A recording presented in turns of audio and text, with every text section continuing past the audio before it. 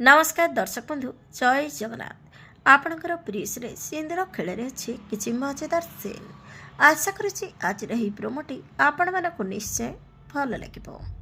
दर्शक बंधु आज पिलामानकर एग्जाम थी आउ रश्मि पिला मानक कहब पिला माने आज तुम एग्जाम अच्छी से आई पवित्र धागा को निज हाथ में बांधि नहीं ठाकुर पाखे मुंडिया मारी जाओ किंतु पिला माने रश्मिर कथा न शुणी चली जाऊे। ठीक से बेले सेठिकी अंश आसीजे।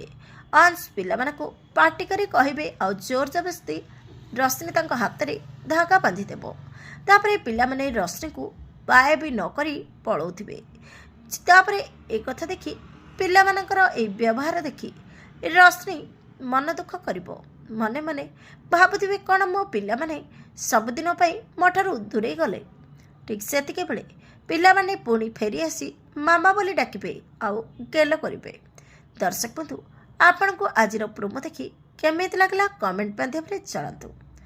आग कौन ट्विस्ट आसब देखा जमार भूलंतुनि आज राति 8 आपणकर प्रिय सीरियल सिंदूर खेल।